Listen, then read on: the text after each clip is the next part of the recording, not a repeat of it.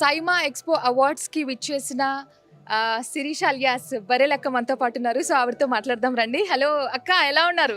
బాగున్నక్క. Elections తర్వాత మిమ్మల్ని ఇలాంటి ఒక అటైర్‌లో చూస్తామని అస్సలు ఎక్స్‌పెక్ట్ చేయలేదక్క.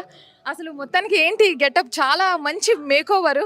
సో, ఎలక్షన్స్ తర్వాత ఒక మంచి కొత్త లుక్‌లో కనిపిస్తున్నారు మాకు. ఏమో మా అమ్మ వదిన తయారు చేసింది నన్ను, భార్గవి వదిన అనేసి. ఎప్పుడు ఒకేలాగా ఉండకుండా ఫంక్షన్స్కి వెళ్ళినప్పుడు మంచిగా రెడీ అవ్వని రెడీ చేసింది. హ్మ్. వచ్చేసిన ఇంకా రెడీ అయ్యి. సో, ఇప్పుడు ఆఫ్టర్ ఎలక్షన్స్ అసలు ఎలాగుంది? పరిస్థితులు ఏ విధంగా ఉన్నాయంటారు? హ్యాపీగానే ఉన్నా. ఎలక్షన్స్ అయిపోయిన తర్వాత ఆ దెబ్బతోనే కొంచెం మైండ్ డిస్టర్బెన్స్గా ఉంది. కాబట్టి కొంచెం మళ్ళీ నన్ను కలిసిన వాళ్ళు ఉన్నారు కదా, అక్కడికి వచ్చి వాళ్ళని మళ్ళీ నేను రిటర్న్ కలవడంలో బిజీగా ఉన్నా. ఓకే. ఒక్కొక్కరి దగ్గరికి వెళ్తున్నా. వాళ్ళు ఎక్కడెక్కడి నుంచి వచ్చిర్రు కదా, మళ్ళీ వాళ్ళని కలవాలనేసి కలుస్తున్నా వాళ్ళని. అండ్ మీ గురించి ఒక న్యూస్ అయితే వచ్చింది. అంటే హైకోర్టు ఒక తీర్పునైతే ఇచ్చింది మిమ్మల్ని అరెస్ట్ చేయొద్దు అని చెప్పేసి పాత కేసుల విషయంలో. దీనికి మీరు ఎలా స్పందిస్తారు? ఇదంతా రామేశ్వరరావు సారు వల్లనే. ఆ సారు నాకు చాలా హెల్ప్ చేశారు అక్క. ఆ కేసు ఉన్నప్పుడు కూడా నేను చాలాసార్లు కోర్టు చుట్టూ తిరగాల్సి వచ్చింది.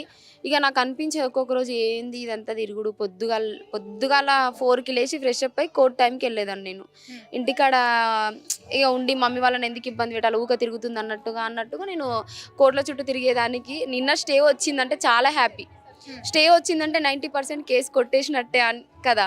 చాలా హ్యాపీగా ఉంది. ఇంత ముందు వరకు ఏదో తప్పు చేసినా కాబట్టి నా మీద కేసు పెట్టిరమన్న ఫీలింగ్ ఉంటుంది. నేను ఎలాంటి తప్పు చేయలేదని ఇప్పుడు చాలా హ్యాపీగా ఉంది. అంటే ఆ కేసు గురించి అంటే వివరిస్తారా? ఏంటి ఆ కేసు అసలు? అంటే ఇంతకుముందు బర్లను కాస్తున్న ఫ్రెండ్స్ అని ఒక వీడియో చేసినాక అది గవర్నమెంట్కి ఆపోజిట్లో చేసినావు అని చెప్పేసి కేసు పెట్టిరనమాట. ఆ చిన్న వీడియో చాలా పెద్ద కేసు అయింది అనమాట దానిపైన. సో ఇప్పుడు రిజల్ట్స్ వచ్చిన తర్వాత మీరు డిసప్పాయింట్ అయ్యాను, కొంచెం డిస్టర్బ్ అయ్యాను అని అంటున్నారు. మరి మీ చుట్టుపక్కల వారు, మీ ఫ్యామిలీ మెంబర్స్ కానీ, ఇప్పుడు గ్రామస్తులు కూడా ఎలాగా మిమ్మల్ని రిసీవ్ చేసుకుంటున్నారు? అసలు ఏం చెప్తున్నారు దీని గురించి? ఏం కాదులే, ఓడిపోయినా కానీ నువ్వు అందరు మనుషులు గెలుచుకున్నావు కదా, అది గ్రేట్. అసలు నువ్వు నిలబడమే గ్రేటు. నువ్వు ఏ రోజైతే నామినేషన్ వేసినావో ఆ రోజే నువ్వు గెలిచినట్టు.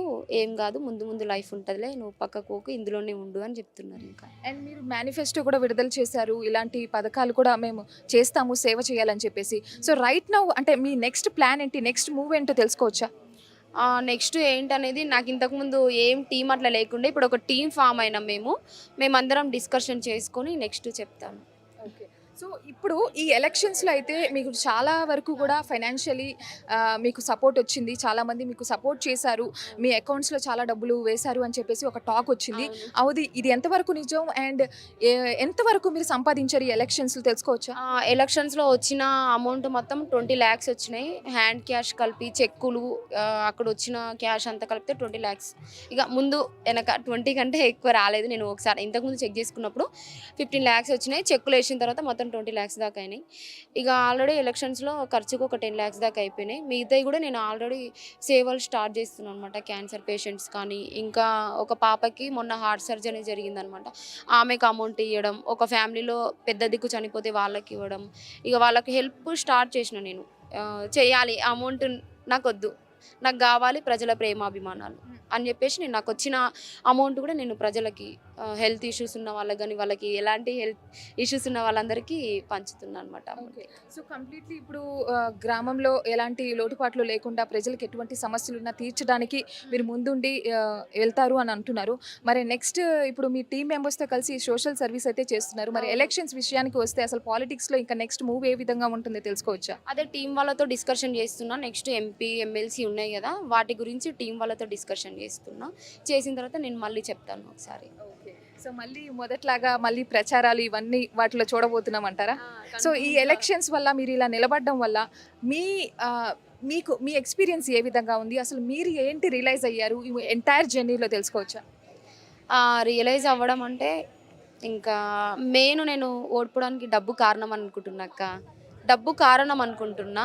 నైటే డబ్బులు వంచేసి నా ఓటమికి కారణమయ్యారు. అయితే ఏమన్నారంటే, కొంతమందిని అడిగినా ఎందుకు ఇట్లా, నాకు చాలా సపోర్ట్ వచ్చింది బయట, నేనే గెలుస్తా అనుకున్నారు కదా అని అంటే, లేదమ్మా నైట్ ఇట్లా అయిపోయింది, ఇంకా మేము ఇక్కడ జనాలు ఎట్లున్నారంటే డబ్బు చూసి ఓటేసేటోళ్ళు ఉన్నారు అనేసి అన్నారు.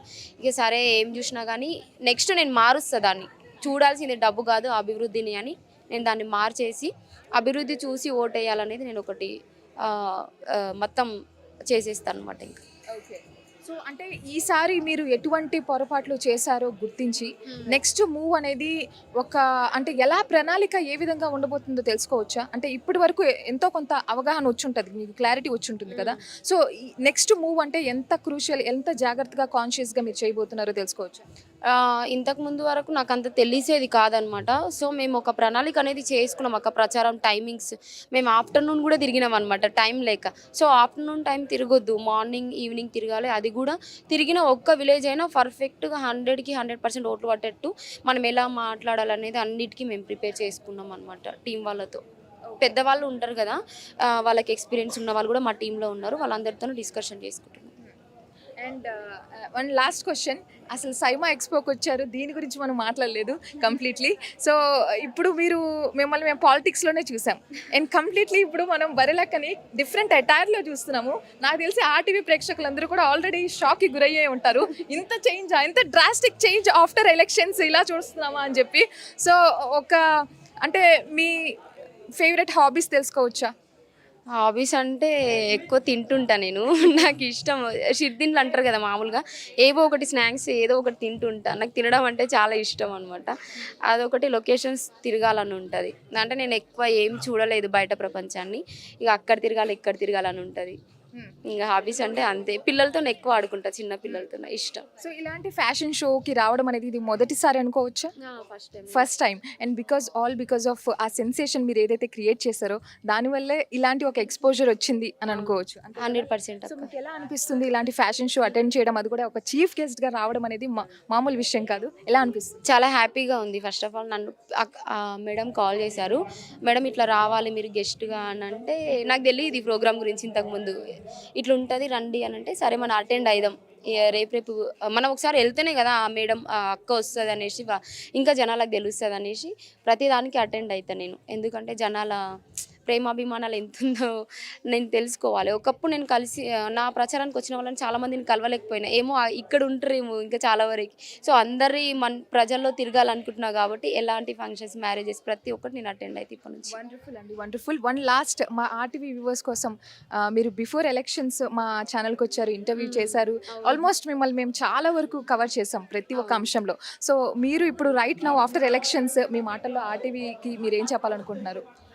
మెయిన్ ఫస్ట్ నన్ను ఇంటర్వ్యూ చేసింది ఆర్టీవీ వాళ్ళే అనమాట. చాలా హ్యాపీగా ఉంది.